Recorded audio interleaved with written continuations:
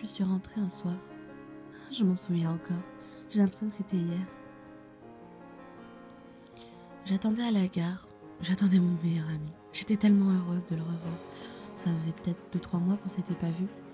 Parce que c'est compliqué la rentrée en seconde. Alors oui, je l'ai attendu. 10 minutes.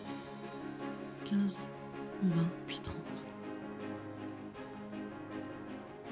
Au bout de 40 minutes, je me suis dit, bon bah je vais aller aux toilettes et je vais rentrer. Malheur.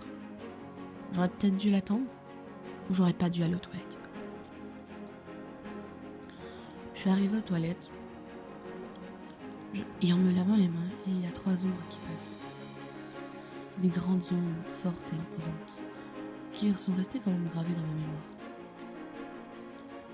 Sauf que ces grandes ombres sont apparues sous forme de corps, puis de visage, devant moi. M'ont intimidée dans les toilettes, et m'ont poussée dedans, dans une cabine. Je me souviendrai toute ma vie. Je ne comprenais pas, je leur demandais s'ils voulaient quelque chose, une aide. Je me souviens juste qu'il y en a un des 3 qui m'a prise par les poignets, qui m'a plaqué au mur des toilettes. Et parce que on était dedans, personne ne pouvait nous voir. L'autre m'a pris par la jambe et m'a déshabillée. Je m'en souviens comment il a pris plaisir à me déshabiller, à me torturer le corps, à broyer mes seins entre ses vieilles mains. Le 3e a pénétré mon sexe. Ça m'a fait mal. J'ai hurlé, mais il m'a donné une claque. Alors je n'ai rien dit. J'avais tellement mal. J'essayais de rester forte et digne, malgré tout. Mais quand on perd sa virginité, un soir où on pense voir notre meilleur ami, c'est pas la meilleure chose. Ah non, vraiment. Alors, oui. Ils m'ont tout fait. Et j'étais ruinée. Ils m'ont attrapée et j'ai balancé en dehors de la cabine. M'ont laissé là, déshabillée, humiliée, couverte, mes cuisses couvertes de sang, mon visage rempli de sperme. Je me suis retiré tout ça de la figure. J'ai pris un médicament et j'y suis allée. Je suis rentrée. Malgré ça, il y avait des gens étranges dans le train. Et je me disais que celui qui me touchait, je le planterais avec mes clés. Un homme, de la quarantaine peut-être, arrive vers moi et me voit apeurée, me demande ce que j'ai et je le repousse vulgairement. Je m'en veux tellement à présent. Ça se trouve, cet homme voulait juste m'aider. Ça se trouve, cet homme m'aurait aidé à faire la démarche de porter plainte. Mais non. Non, j'ai pas accepté ça et je l'ai repoussé vulgairement. Arrivée chez moi, ma mère m'engueule. Bah oui, il était 19h passées et je n'ai pas le droit de dépasser cette heure-là. Alors elle m'engueule. J'ai le droit à une bonne paire de claques. Ainsi que mon père, une bonne paire de claques. Je monte dans ma chambre, je n'ai pas faim. Et c'est là que le problème commence. J'ai pris cette lame que j'avais dans mon taille-crayon depuis si longtemps. Pour moi, ça servait juste à tailler un crayon, tout bêtement.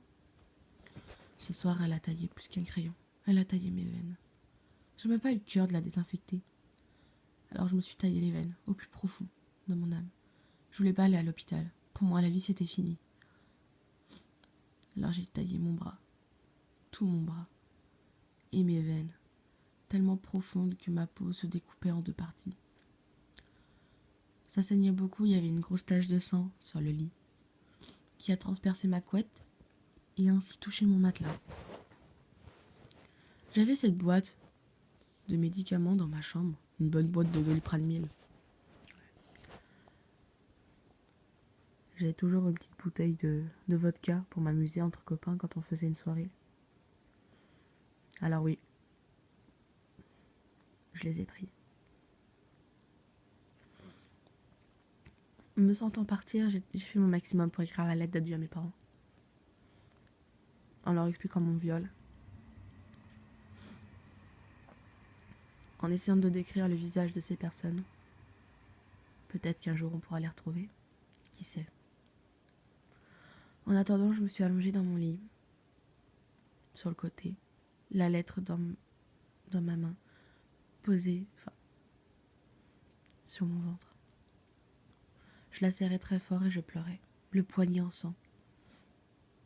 J'ai entendu maman monter les escaliers, furieuse parce qu'elle venait de recevoir mon bulletin, comme si les ennuis n'avaient pas assez duré. Je respire encore un petit peu, mais j'ai pas la foi de vivre. Alors, elle monte, elle rentre dans ma chambre et me voit en pleurs. Elle comprend pas, elle pense juste que c'est une petite crise d'adolescence. Puis elle voit mon poignet en sang. La bouteille de Jack Daniel vide. La boîte de médicaments ouverte. Et dépiautée. Puis un seul médicament, puis un seul gramme. Elle me regarde et se met en pleurs.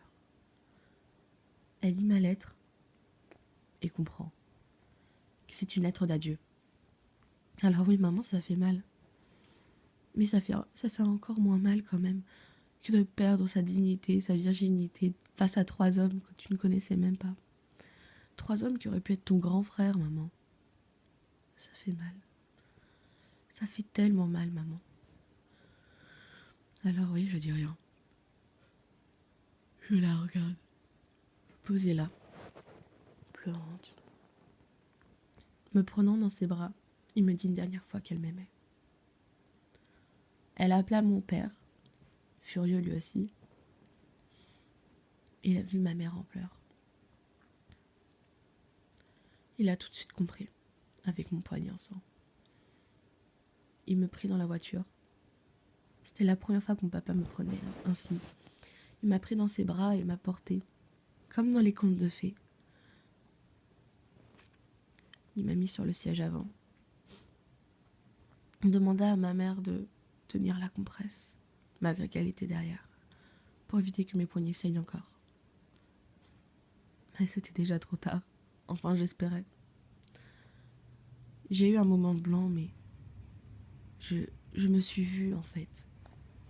Je suis sortie de mon corps et regarda mon père m'emmener à l'hôpital en courant et pleurant que sa fille avait fait une tentative de suicide. Alors les infirmières m'ont prise, m'ont mise dans un lit, pris mon pouls et ont dit « Même si on fait un massage cardiaque, votre fille partira ce soir. » Ils ont tout fait pour me réanimer, mais ça n'a pas marché. Elodie, 15 ans, quitta ce monde. Elle va mieux de là où elle est. Elle ne pouvait pas endurer ça toute seule, alors elle est partie.